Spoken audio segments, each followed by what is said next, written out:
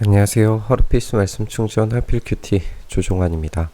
오늘 함께 나눌 하나님 말씀은 로마서 8장 1절에서 17절까지 말씀입니다. 그러므로 그리스도 예수 안에 있는 사람들은 정죄를 받지 않습니다. 우리 이제 복음의 핵심으로 들어왔습니다. 나는 예수 그리스도와 연합하여서 십자가에 죽었기 때문에 하나님께서 이미 심판당한 것으로 여겨주십니다. 심판이 시행되었기 때문에 정죄가 없는 겁니다. 팀 켈러는 이렇게 예시를 들었어요. 이전에 율법에서는 법에 따라서 죄에 대한 심판을 받아야 됩니다. 그런데 이제 예수님과의 결혼 관계 속으로 들어왔기 때문에 우리의 잘못은 법의 수준이 아니라 결혼 관계 안에서 벌어지는 관계적 측면에서 다루어집니다.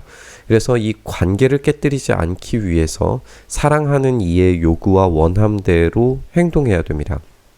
물론 실수하고 잘못을 저지를 수도 있기도 하지만 이 법에 의해서 정죄당하지는 않는 거예요. 이 관계를 회복하고 유지하기 위한 노력이 필요하게 될 겁니다. 이제 그런 수준에서 우리의 관계가 달라졌기 때문에 법의 수준이 아니라 관계의 수준에서 이 죄와 우리의 문제들을 해결해야 된다라고 이렇게 정리를 합니다. 그래서 이 정죄를 받지 않는다는 것이 우리가 아무런 도덕적인 어떤 행위를 하지 않아도 된다는 말이 아니라는 것을 우리가 생각을 할 수 있게 되는 거예요. 그것은 그리스도 예수 안에서 생명을 누리게 하는 성령의 법이 당신을 죄와 죽음의 법에서 해방해 주었기 때문이다 라고 이렇게 이야기합니다. 우리는 이제 새로운 법의 질서 안으로 들어오게 된 거예요. 죄와 죽음의 법은 십자가 위에서 이미 죽으신 예수 그리스도와 연합함으로 말미암아서 그 효력이 깨졌습니다. 그리고 이제는 생명을 누리게 하시는 새로운 성령의 법이 우리 안에서 작동을 하게 되는 겁니다. 육신으로 말미암아서는 율법이 미약해져서 해낼 수 없었던 그 일을 하나님께서 해결하셨습니다. 우리가 로마서 전체를 살피고 있는 것처럼 우리는 우리의 의지대로 결코 선이라고 하는 것을 행할 수 없는 비참한 처지입니다.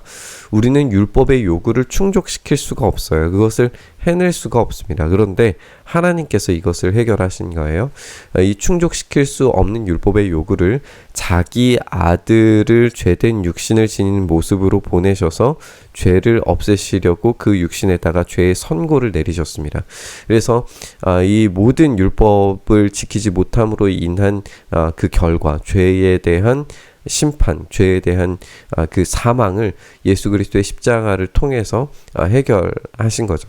우리가 로마서 1장에서 처음에 예수님이 누구신지를 분명하게 밝힌 것처럼 예수님은 참 인간이시자 참 하나님이시기 때문에 참 인간으로서 인류를 대표하는 새로운 아담으로서 등장하셨습니다. 그래서 예수님께서 모든 율법의 요구를 충족시키신 것을 하나님은 받아들이셨습니다. 그래서 율법이 내리는 모든 정죄와 심판에 대해서 예수님은 십자가를 지시고 죽으셔야 했고, 그리고 그 율법에 완전히 완벽히 순종하심으로써 이루신 그 완성에 대해서 부활로 인정하신 겁니다. 율법의 원래의 목적이 생명이라는 것을 우리가 생각을 해봤을 때에 이 율법의 완성이 생명으로 이어져야 되기 때문에 그 완성을 부활로 인정하셨다는 것은 예수님께서 그 율법을 완전히 수행하셨다라고 하는 것으로 역으로 우리가 이해할 수 있는 거죠. 그것은 육신을 따라 살지 않고 성령을 따라 사는 우리가 율법이 요구하는 바를 이루게 하시려는 것입니다. 이제 이 죽음과 부활의 관계성이 예수님께서 약속하신 성령을 통해서 우리 안에서 경험이 됩니다. 우리는 의를 행할 가능성이 없는데 이 성령을 따라 사는 우리는 율법의 요구를 이룰 수 있게 되는 겁니다. 육신을 따라 사는 사람은 육신에 속한 것을 생각하지만 성령을 따라 사는 사람은 성령에 속한 것을 생각합니다.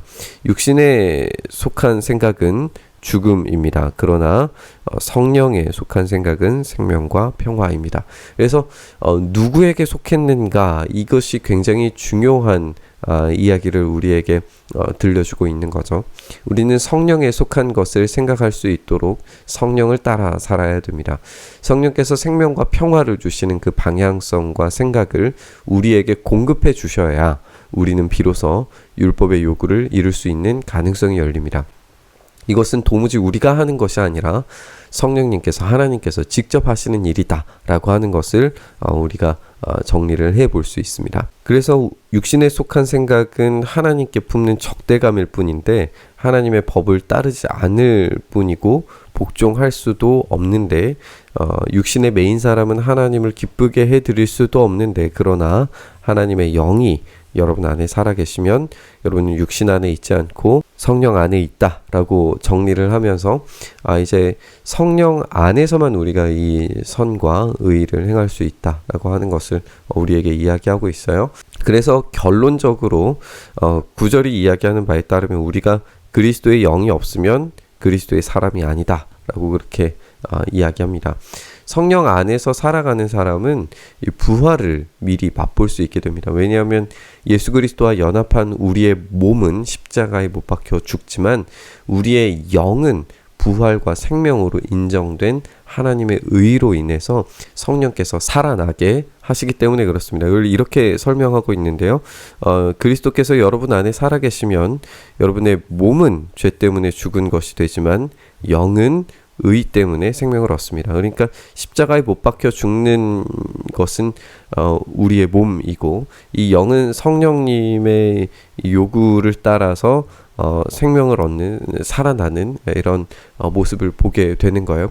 근데 이것을 몸은 죽고 영은 살아난다라고 이야기하기 때문에 영육 이원론, 이렇게 나누어진 분리된 이원론으로 생각을 할 필요는 없습니다. 왜냐하면 11절을 보면 예수를 죽은 사람들 가운데서 살리신 분의 영이 여러분 안에 살아계시면, 여기에서 죽은 사람 가운데 살리신, 이것은 육체로 살리신 것이 분명하죠.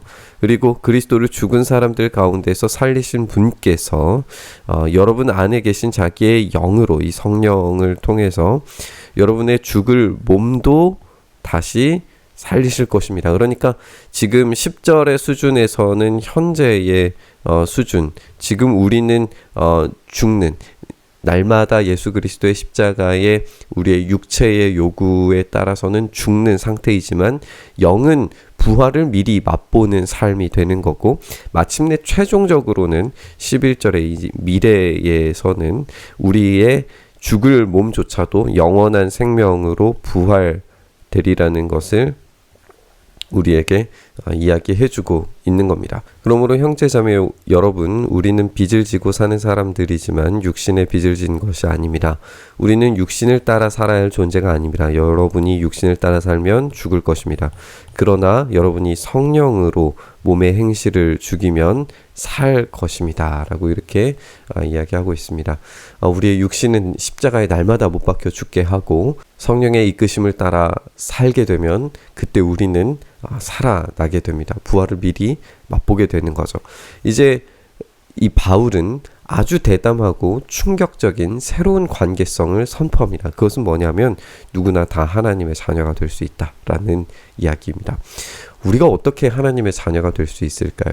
그런데 우리가 예수 그리스도 안에서 모든 의를 성취한 것으로 여겨짐 받고, 그래서 나는 죽고 예수로 살아가려는 성령의 요구를 따라 우리가 살아간다면 우리는 원래 하나님께서 천지를 창조하셨을 때 인간에게 부여하셨던 모든 관계성과 능력과 지위들을 복구하시는 것을 경험하게 됩니다. 이것이 하나님의 자녀라는 거예요. 우리는 왕같은 제사장입니다. 왕같은 제사장이다라고 이야기했을 때에 이 왕은 구약에서 하나님의 아들로 불렸습니다. 우리가 시편에서도 살펴볼 수 있는 것처럼 그 왕은 하나님의 아들입니다. 이 왕이 하나님의 자녀이지만 그 왕들은 늘 언제나 실패했었어요. 그런데 예수님께서 이 왕으로서 모든 요구들을 다 성취하셨기 때문에 우리의 왕이신 예수 그리스도를 따라서 살아가는 우리가 왕 같은 제사장이 되었다라고 이야기했을 때에 이 왕으로서 하나님의 자녀라고 불릴 수 있는 그 자격이 생기는 겁니다. 근데 이게 에덴에서 아담이 대리 통치자로서 부여받았던 그 지위가 복구되는 것으로 이해할 수 있어요. 예수님께서 새로운 아담이시기 때문에 이 관계성을 생각해 보면 우리는 자연스럽게 부활 이후에 천국에서의 관계성을 생각하게 만듭니다. 그래서 로마서 8장에 이 말하고 있는 이 구원은 그냥 단지 우리가 경험하는 수준에서의 어떤 구원받은 자녀의 삶을 이야기하지 않고 더욱 큰 그림을, 이 부활 이후의 우리의 삶을 우리에게 보여주고 있습니다. 그래서 이 하나님의 자녀라고 하는 것이 지금 우리의 수준에서 경험하는 기도의 차원에서의 자녀가 아니라 궁극적으로 우리가 아담에게 주셨던 그 대리 통치자의 역할, 그 왕 같은 제사장의 역할이 회복되리라는 것을 우리가 한번 상상해보며 이 본문을 읽어가야 됩니다. 그렇게 했을 때에 우리가 18절 이후에 현재가 우리가 겪고 있는 고난, 그리고 이것이 피조물이 하나님의 자녀들이 나타나기를 간절히 기다리고 있다라고 하는 것이 이 왕 같은 제사장의 역할과 이제 연결되면서 이 앞뒤의 본문이 이제 연결되게 될 겁니다. 여러분은 또다시 두려움에 빠뜨리는 종살이의 영을 받은 것이 아니라 자녀로 삼으시는 영을 받았습니다. 그래서 우리는 그 영으로 하나님을 아빠, 아버지라고 아주 친밀하게 부를 수 있는 정도의 관계성까지 나아가게 됩니다. 그래 바로 그때에 성령이 우리의 영과 함께 우리가 하나님의 자녀임을 증언하십니다. 우리가 증언하는 게 아니라 성령께서 증언하십니다. 성령께서 증언하시기 때문에 이 확고한 증언으로 인해서 유산이 확증됩니다. 우리는 그리스도와 함께 십자가에 죽기를 작정하고 그 위에 죽으면 그리스도와 함께 영광을 받게 됩니다. 그 유산, 그 상속, 그 영광이 바로 부활입니다. 그리스도와 더불어서 공동 상속자가 되어서, 즉 아들로서 이 왕같은 제사장으로서 다시 살아나는 그 영원한 부활을 우리가 상속으로 받게 되리라는 겁니다. 이것만큼 영광스러운 우리의 상급이 어디에 있겠습니까? 이것이 이제 우리의 복음의 핵심입니다. 우리의 부활은 얼마나 영광스럽습니까? 지금은 죄 때문에 허우적대는 연약한 모습처럼 보이지만 우리가 받게 될 유산인 이 부활의 영광은 우리의 상상을 뛰어넘는 위대한 일입니다. 그래서 우리가 왕같은 제사장의 역할을 감당할 수 있는 최초의 아담이 받았던 그 사명들이 다시 수행되는 그 놀라운 일들을 우리가 바라고 고대할 수 있게 됩니다. 그렇기 때문에 오늘 우리가 십자가에 죽기를 작정하는 일은 부활의 약속을 미리 맛보게 해주고 성령님을 통해서 그 부활의 영광을 이 땅에서 체험하며 살게 하심이 될 겁니다. 오늘 그 영광스러운 다시 살리심을 경험하길 소망하면서 우리는 죽고 우리 안에서 성령님의 그 요구와 소욕대로 살아가기를 간절히 바라고 소망하면서 묵상의 자리로 나아가시죠.